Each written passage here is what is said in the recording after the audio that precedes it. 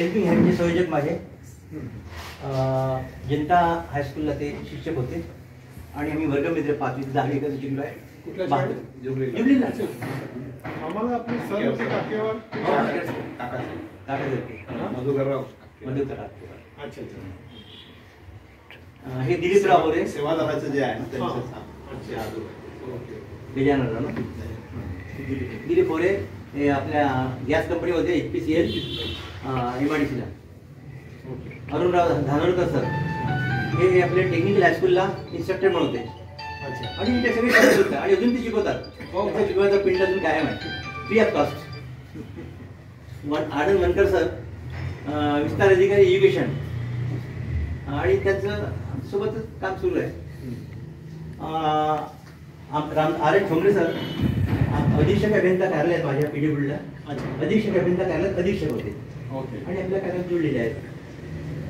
हे सकारामजी बनकर PWDला होते आपल्या याच्यामध्ये स्टोअरमध्ये रिटायर झाले, आज आपल्याला होते. हे अनंत आत्राम सर हे पोलीस विभागाला होते, रिटायर झाले आणि सगळे रिटायर्ड आहेत, टायर्ड कोणीच नाही. आणि हे आमचे प्राध्यापक आपले जाते बनसोड सर मराठी विभाग प्रमुख SP कॉलेज आणि सर्वांचे म्हणजे चांगला हे होतं. आमचे मुकेश वाडकेजी पत्रकार, त्यांचं चिंटू आणि ते आमच्या बहिणी बांबू लेडी आपली चंद्रपूर. आता यांची मला कल्पना येतील म्हणून आमचं फक्त. आणि आशिषजी आपले सगळ्यांचे लाडके. देव नावाचा माणूस, माणूस नावाचा देव, देव माणूस. प्रत्येक येणाऱ्यांवर मला आशिषची आठवण येते. जसं एखादा पत्ता नसला की तिच्याकडे तो जोकर लावतो, तसं आशिषचं आहे, कुठेही टाकला की आपलं चालू. तर आपण सरांच्या स्मृतीला आपण उजाळा देण्यासाठी मी सर्वप्रथम प्राध्यापक डॉक्टर विद्याधर बनसोड यांना विनंती करतो की त्यांनी या प्रसंगी आपलं आता म्हणजे आता वाढीव साहेब काय सांगतात त्याची आठवण सांगावा. म्हणजे आपल्याला बरं ठीक आहे.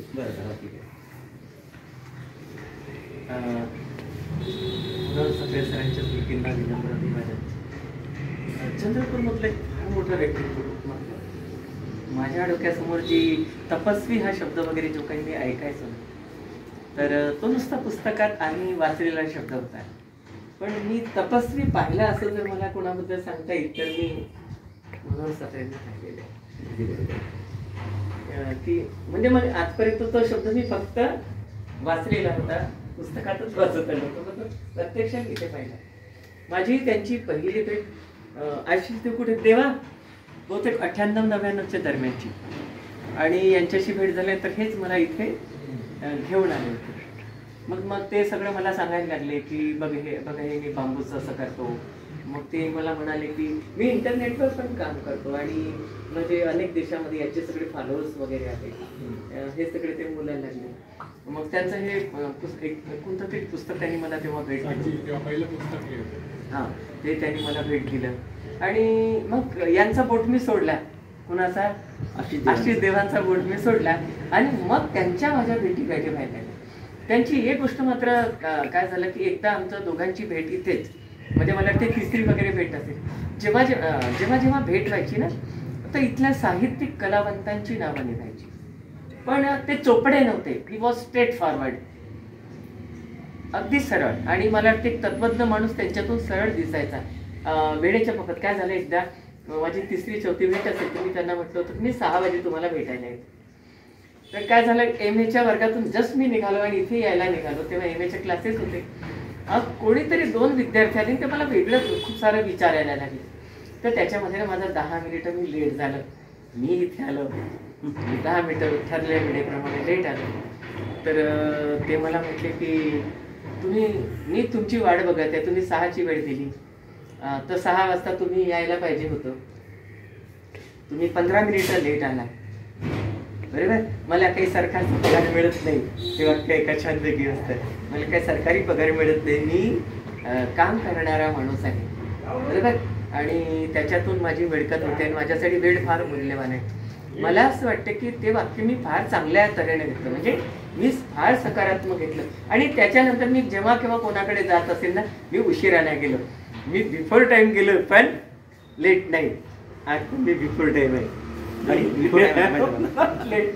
तर आणि त्यानंतर जेव्हा आम्ही कवितेवर बोलायचो, साहित्यावर बोलायचो, तर मला असं वाटते की ते काय करायचे, जसं आम्ही आमची पिढी आता येत आहे जी कविता लिहित आहे, आम्ही ओबडधोबड काही पण बाजारात आणतो. मला असं वाटतं की ही जी प्रत्येक कलाकृती आहे ना, ही कविता आहे जी तासून तिच्यावर काम करून तिला सुंदर करून आमच्या पुढे आणलेलं. आता त्यांचं मन असंच होतं की तुम्ही कविता अशीच आणावी, अशा पद्धतीनं तिच्यावर काम करून आला की ती कलाकृती म्हणून जेव्हा लोकांपुढे येईल तर लोकांनी तिच्याकडे बघत राहावं, लोकांनी तिला ॲप्रिशिएट करावं, लोकांनी तिची दखल घ्यावी.